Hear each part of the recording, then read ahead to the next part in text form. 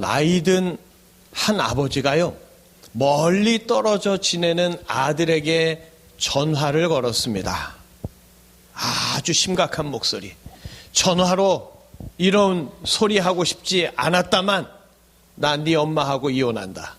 45년 동안이나 참고 살았지만 더는 안 되겠다. 난 너희 집에서 지낼 테니 그리 알아라. 그러니까 아들이 깜짝 놀라서 소리치는 거야. 아니 아버지, 이게 무슨 일이에요? 아버지가 냉랭한 목소리로 대답합니다. 2번 말하기도 싫다. 네 누나한테는 네가 전화해서 알려라. 딱 끊으신 거예요. 질겁한 아들이 누나에게 전화해서 이 사실을 알리자 누나도 흥분했습니다. 아니 이게 갑자기 무슨 일이래? 야, 내가 3일 뒤에 내려갈 테니까 너도 그때 반드시 내려와. 알겠어? 그리고 이제 누나가 급한지 아빠한테 바로 전화를 걸었어요. 아빠, 우리 갈 때까지 꼼짝 말고 계세요. 아무것도 하지 말고 계세요. 알겠죠? 그리고 전화를 끊었어요. 뾰족한 딸의 목소리를 뒤로 하고 가만히 수화기를 내려놓으면서 그 아버지가 자기 아내에게 살며시 웃으면서 이렇게 말했답니다. 여보, 이번 크리스마스에 애들 온답니다. 자, 최근 미국에서 유행하는 유머랍니다. 그런데 이렇게라도 해야 자식들을 볼 수 있을 만큼 바쁘게 돌아가는 사회가 좀 씁쓸함을 남기는 것 같죠. 자, 사람이 살다 보면 부모님을 자주 찾아뵙지 못할 수도 있어요. 형제들하고 소원해질 수도 있습니다. 사춘기 자녀들하고 멀어질 수도 있어요. 그리고 예수님과도 조금 멀어질 수 있어요. 너무 바쁘게 살다 보니까. 그러나 기억하십시오. 우리는 잊어버려도 예수님은 기억하십니다. 우리가 멀어진 만큼 예수님은 우리에게 가까이 찾아오십니다. 오늘도 우리에게 친히 임재하시는 예수님을 온 마음, 온 영혼으로 경험하시면서 기쁨으로 성탄절을 기다리는 은혜의 주일 되시기를 바랍니다. 자, 이런 속담이 있죠. 될성 부른 나무 떡잎부터 알아본다. 또한 낭중지추라고 해서 뛰어난 존재는 언제 어디서든지 티가 날 수밖에 없다 하는 사자성어도 있어요. 자, 무엇이든 갑자기 툭 튀어나오는 경우는 없다는 거죠. 자, 그러므로 평소에 내공을 충실히 채우고 만반의 준비를 잘 해야 언제 어디에서든지 주머니 속의 송곳처럼 사람들의 주목을 받고 큰 인물이 될 수 있지 않겠습니까? 어려서부터 자기 관리에 철저해야 될성 부른 나무라고 사람들의 칭찬을 받으면서 행한 일에 대하여 인정받고 더 큰 일을 맡을 수 있는 큰 자리에 오를 수 있을 겁니다. 그런데 어떻게 준비하고 어떻게 관리해야 떡잎부터 다르게 주머니 속 송곳처럼 크게 드러날 수 있을까요? 타고난 재능이라는 게 있지 않겠습니까? 재능이든 부요한 집안이든 타고나야 하는 거예요. 타고난 게 없다면 큰 인물이 아니라 조용히 작은 존재로 존재감 없이 요즘 애들 말로 찌그러져서 묻혀 살아야 되겠지요. 이것이 어쩔 수 없는 현실 아니겠습니까? 자, 오늘 성경을 보시죠. 동방의 박사들이 예루살렘으로 와서 유대인의 왕으로 나신 이가 어디 계시냐? 우리가 동방에서 그 별을 보고 그에게 경배하러 왔다 하고 말할 때 헤롯 왕과 온 예루살렘이 소동에 휩싸였습니다. 이에 헤롯 왕이 모든 대제사장과 백성의 서기관들을 모아서 야, 유대인의 왕 그리스도가 어디서 난다고 예언이 되어 있더냐? 물었을 때 그들이 대답한 게 바로 오늘의 본문입니다. 또 유대 땅 베들레헴아, 너는 유대 고을 중에서 가장 작지 아니하도다. 내게서 한 다스리는 자가 나와서 내 백성 이스라엘의 목자가 되리라 하였음이니이다. 그리고 이 대답은 미가서에 기록된 예언을 기반으로 하고 있죠. 미가서 5장 2절 우리 함께 읽어 보실까요? 함께 읽겠습니다. 베들레헴 에브라다야, 너는 유다 족속 중에 작을지라도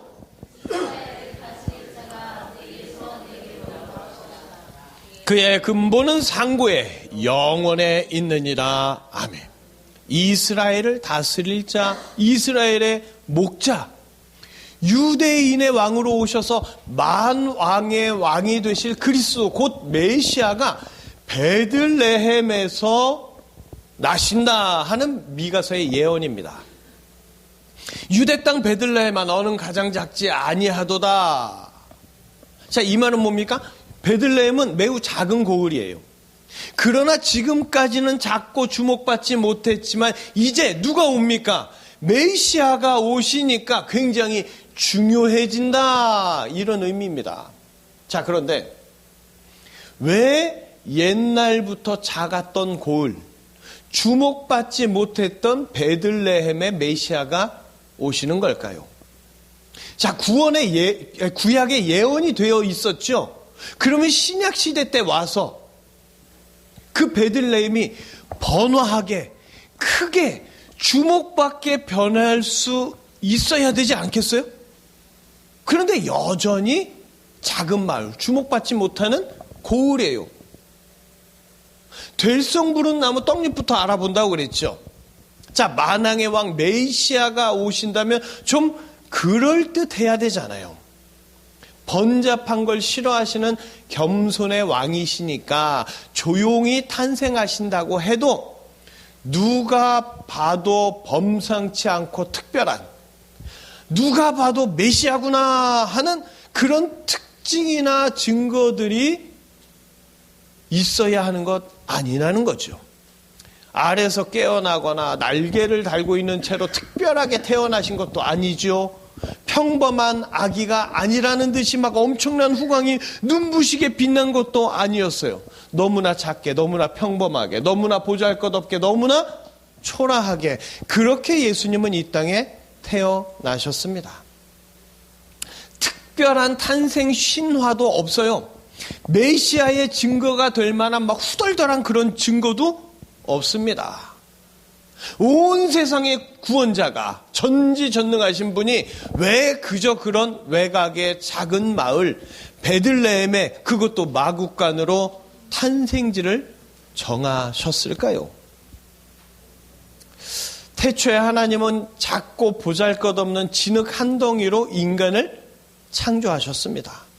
그러나 그 진흙 한 덩이에 하나님의 영을 불어넣자 작고 보잘것없던 존재가 모든 피조물 중에서 가장 큰 존재가 되었습니다.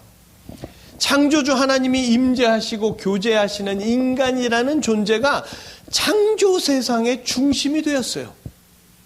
인간은 창조되면서부터 엄청나게 타고났습니다.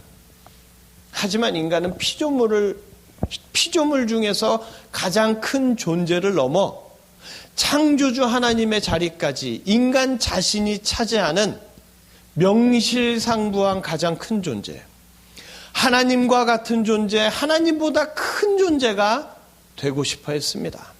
그래서 마귀의 제안에 따라서 인간은 선악과의 죄를 짓고 타락한 존재가 되고 말았죠. 그렇게 타락한 인간은 하나님처럼 큰 존재가 된 것이 아니라 하나님이 임재하지 않는 짐승과 다를 바 없는 존재, 지옥의 운명을 피할 수 없는 가장 작은 존재로 한없이 떨어졌습니다. 세상에서 돈을 모아서 크게 되보려고 하고, 세상에서 유명해져서 크게 되보려고 하고, 세상에서 권력을 움켜쥐어서 크게 되보려고 하지만 결국 인생의 마지막 순간에는 한 줌의 뼈가루가 되어서 땅속에 흩어질 뿐이죠. 자, 예수님은 왜 작고 작은 고을 베들레헴에서 태어나셨을까요? 왜 작고 초라하게 이 땅에 오셨을까요? 어떤 사람들은 동방박사들을 인도한 별이 예수님의 마국감을 아주 그냥 밝게 비췄다고, 이것이 예수님이 메시아라는 신성한 증거다, 이렇게 말을 합니다. 그런데 그렇지 않아요. 만약 그렇게 마국간을 별이 비쳤다면 벌써 헤롯이 새 왕을 죽이려고, 예수님을 죽이려고 군대를 보냈을 겁니다. 별이 비친 건 맞아요. 자, 그런데 보름달 미치다 그러면 어딘지 아실 수 있겠어요? 보름달에 안 비치는 데가 어디 있어? 하나님께서 동방 박사들에게만 메시아를 찾을 수 있는 특별한 능력과 지혜를 주셨던 거죠. 그래서 헤롯도 동방 박사들에게 찾아달라고 부탁했던 거잖아요. 다시 말해서 예수님은 베들레헴 같이 작은 곳, 전혀 주목받지 못하는 곳, 초라하고 보잘것 없는 곳, 전혀 메시아의 증거가 될 만하지 않은 곳, 바로 베들레헴의 한 마국간으로 임재하셨습니다. 왜 크고 아름다운 예루살렘 한복판이 아니라 작은 베들레헴에 오셨느냐? 예수님의 오심은 작은 일을 위해서가 아니라 큰 일, 곧 구원을 위해서입니다. 예수님의 임재는 작은 일이 아니라 크고 영화로운 일이에요. 그러나 인간들은요, 예수님의 임재, 곧 예수님이 이 땅에 오심을 매우 작게 만들어버립니다. 사람들이 크게 생각하는 것은 많은 물질이에요. 아프지 않는 건강입니다. 천하를 호령하는 권력이고 세상이 우러러보는 명예입니다. 우리를 돈 많게, 건강하게, 권력과 명예로 충만하게 그렇게 해주실 메시아라면 당연히 예수님은 작은 곳으로 초라하게 보잘것없이 오실 게 아니라 크고 화려하고 멋지게 모든 주목을 받으면서 그렇게 오셔야 한다고 생각했습니다. 그래서 엄청나게 큰 별이 마국간을 비춘다고 묘사하고요. 예수님이 누인 말구유는 번쩍번쩍 광채가 빛나는 특별한 말구유로 둔갑시키고, 당연히 예수님 머리 뒤에는 막 눈부신 후광이 비치도록 그림 같은 걸 그리죠. 그러나 예수님은 그런 작은 것에 전혀 관심이 없으십니다. 예수님은 가장 낮게, 가장 초라하게, 가장 보잘것없게 오셔서 모든 죄인들의 죄를 다 짊어지고 가장 처참하게 저주받은 자로서 십자가에 죽기 위해 오셨습니다. 예수님의 탄생, 예수님의 임재, 예수님의 오심은 돈과 건강, 명예와 권력 따위의 지극히 작은 일이 아니라 영원히 죽게 된 죄인들을 영원히 살려주기 위해 죄와 사망의 문제를 완전히 해결하시는 가장 큰 일, 피조물은 상상도 못할 엄청나게 거대한 그 일을 이루기 위하여 이 땅에 작은 베들레헴에 오신 줄 믿습니다. 작은 피조물의 형체로 이 땅에 오셨지만 예수님은 가장 큰 분이십니다. 겉으로 보이는 것이 작다 하여 작은 분이 아니에요. 가장 크신 분이라는 건 막 덩치나 키가 거인처럼 큰 게 아니라 가장 큰 일을 이루시기에 가장 큰 분입니다.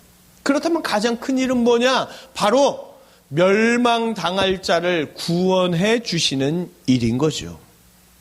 이 세상을 창조하신 분이 세상을 죄로 병들게 하고 저주받게 만든 그 죄인을 위해 친히 구원자로 임재하셨습니다.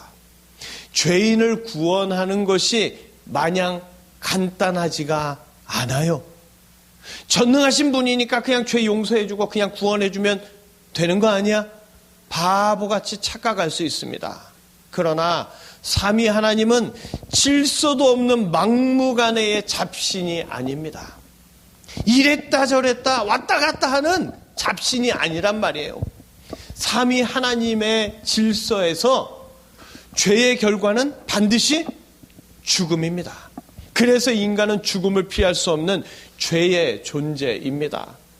차라리 인류를 지워버리고 새로운 종족을 다시 창조하시는 것이 하나님께는 훨씬 더 쉬워요. 그러나 예수님이 이 땅에 오셔서 그 죄인들의 용서와 죄인들의 구원을 위해 창조보다 어렵고 큰 일을 친히 감당하십니다.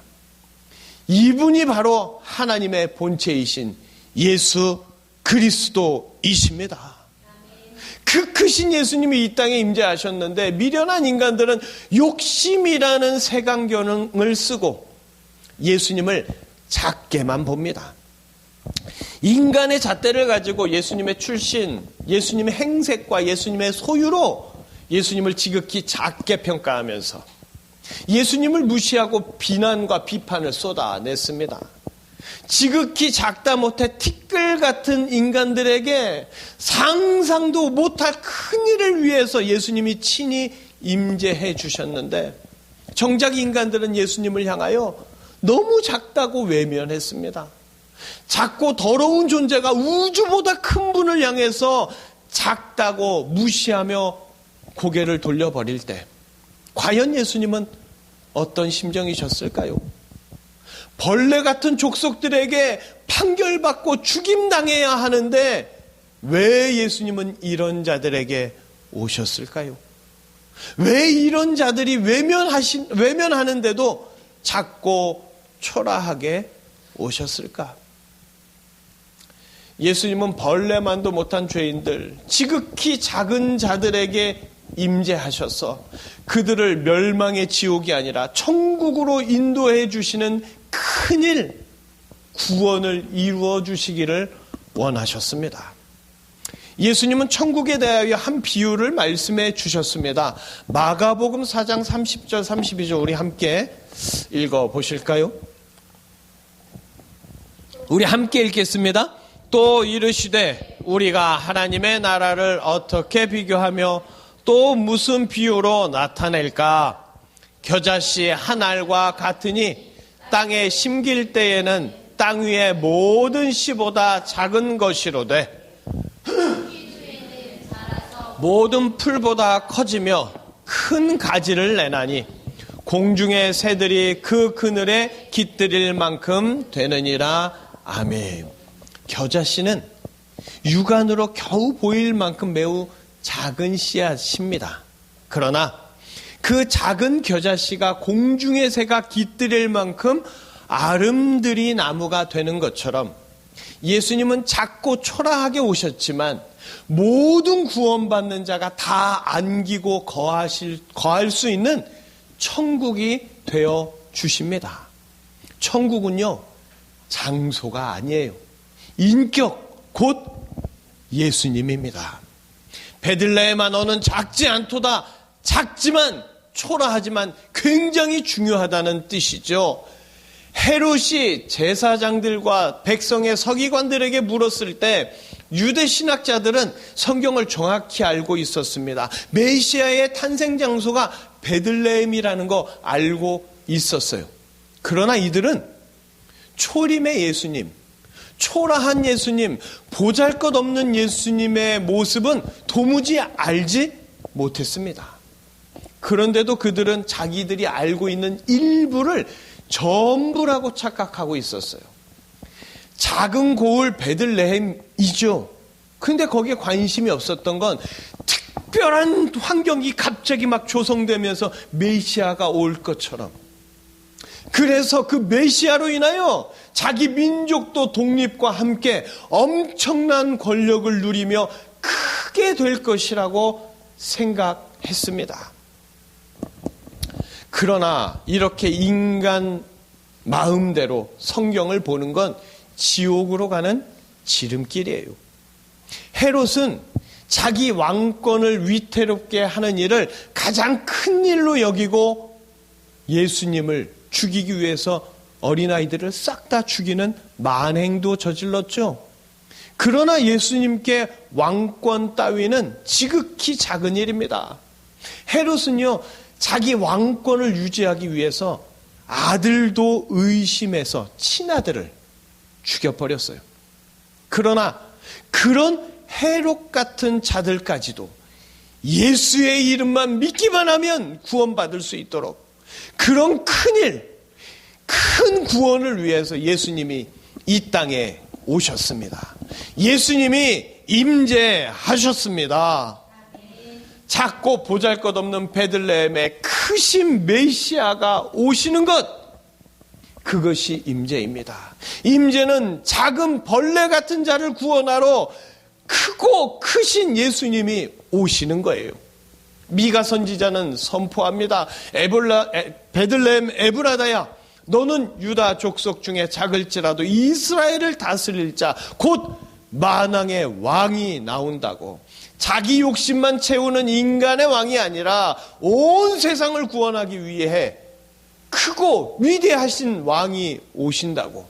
그러니까 유대 땅 베들레헴은 결코 작지 않다고 선포합니다. 크신 예수님이 임재하면 작은 곳도 작은 자도 크고 위대한 구원자로 인하여 결코 작지 않고 예수님과 함께 큰 존재가 됩니다. 그 크신 예수님이 작은 베들레헴에 오신 것은 작을 수밖에 없는 이 땅에 죄 많은 죄인들을 살려주시기 위해서입니다. 예수님의 임재는 2000년 전 베들레헴에 한정되어 있는 것이 아니라 지금도 작은 곳, 보잘것없는 곳, 이 주담교회에 임재하시고 지금도 죄악으로 작은 자, 죄악으로 쓸모없는 자, 더럽고 보잘것없는 자, 그러나 예수님이 사랑하는 자, 곧 예수님의 성도들에게 그들의 심령과 그들의 인생에 친히 임재하여 주십니다. 예수님이 오신 성탄절, 크신 예수님의 임재는 지금도 여전히 현재 진행 중입니다. 하나님 아버지는 인간을 모든 피조물 중에 가장 큰 존재로 창조하셨습니다. 하지만 인간은 그 하나님보다 더 큰 존재가 되고 싶어서 하나님을 거역하는 죄를 짓고 돌이킬 수 없는 길로 빠졌죠. 그러나 타락한 인간은 큰 존재가 아니라 지옥의 티끌이 되어 영원히 고통받아야 할 가장 작은 존재로 전락하고 말았습니다. 큰 자에서 작은 자가 되어버렸죠. 죄로 인하여.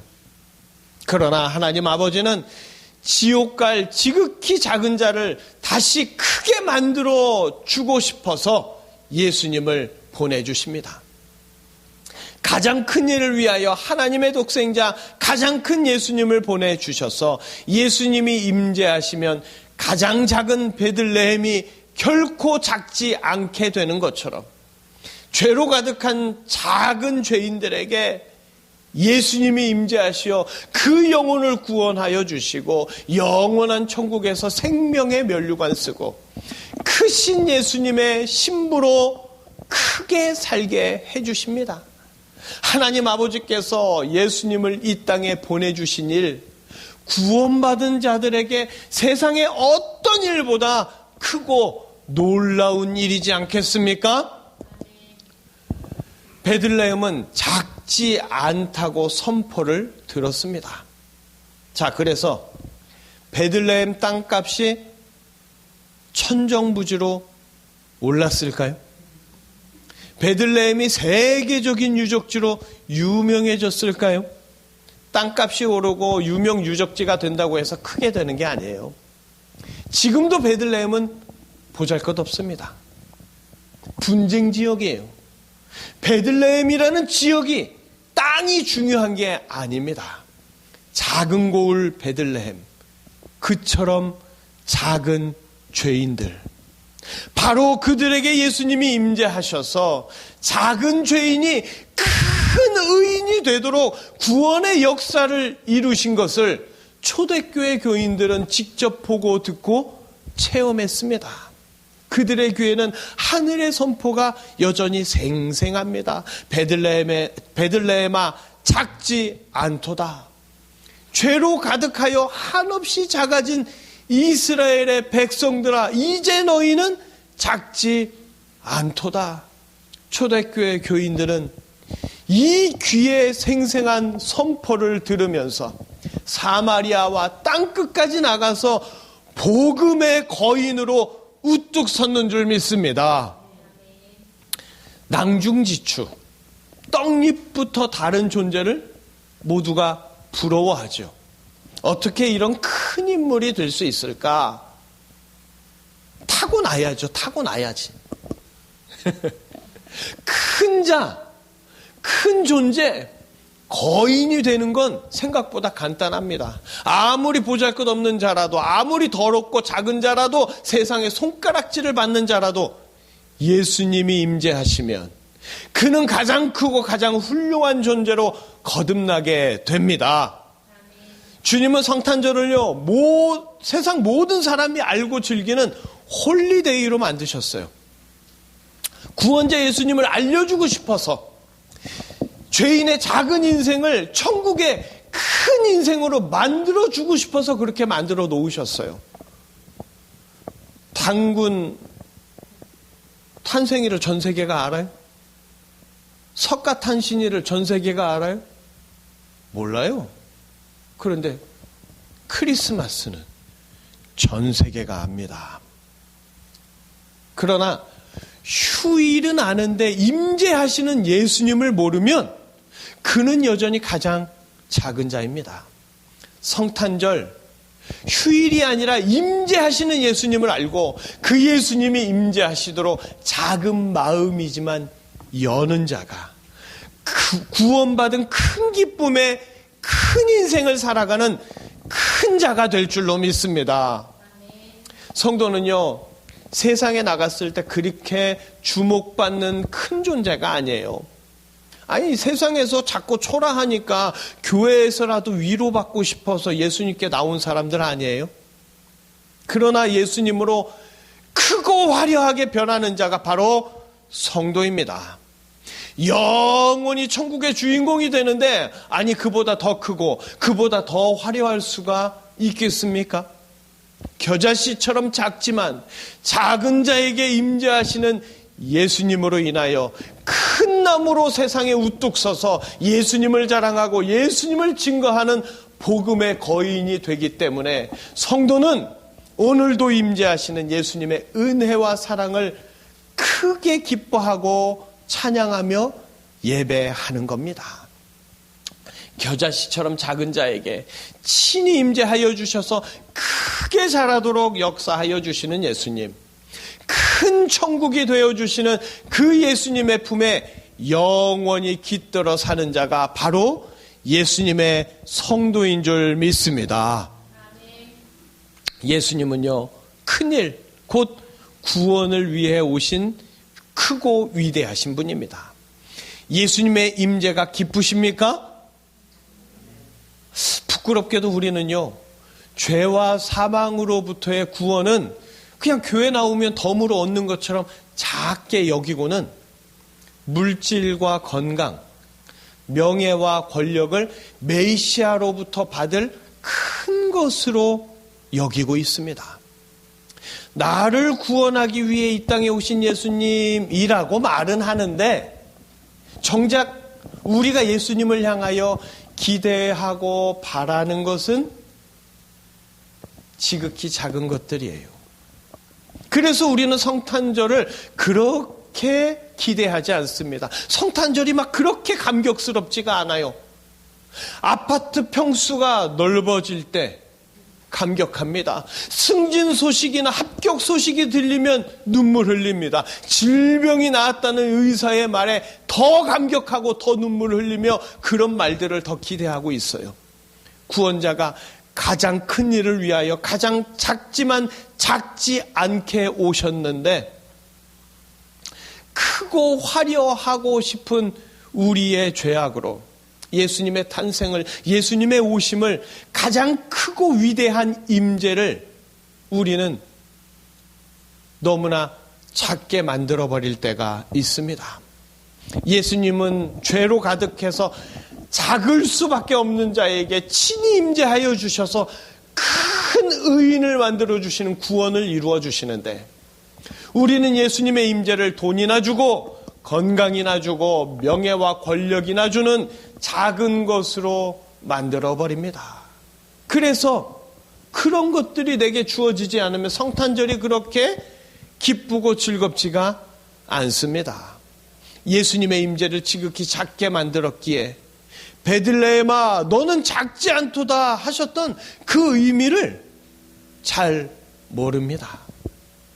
화려한 크리스마스, 그러나 실제로는 작고 초라하기만 한 크리스마스를 우리가 꿈꾸었기 때문에 크리스마스 성탄절이 그저 그럴 수밖에 없었습니다.